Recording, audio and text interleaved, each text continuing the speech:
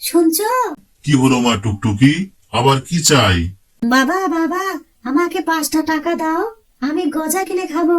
আরে আজকে আমার কাছে টাকা নেই রে মা। তোমার কাছে কখনোই কিছু থাকে না। মা মা, বাবা টাকা দিচ্ছে না। বাবা বাজারে গেলে নিয়ে আসবে, অপেক্ষা করো। আমি অপেক্ষা করতে পারবো না মা, গজা এখনই খেতে ইচ্ছে করছে। ঠিক আছে, বাবা গেলে আনবে।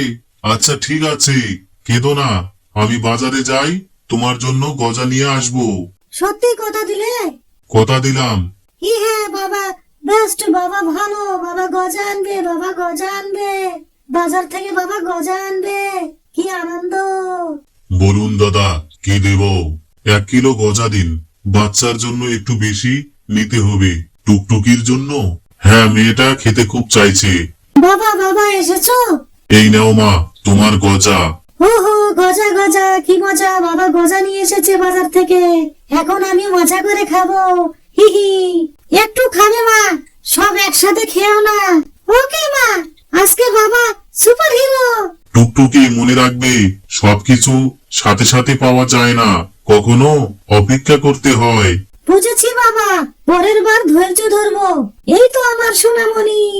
সবাই মা বাবাকে ভালোবাসো, তারা আমাদের সবকিছুর জন্য কষ্ট করে। ভিডিওটা ভালো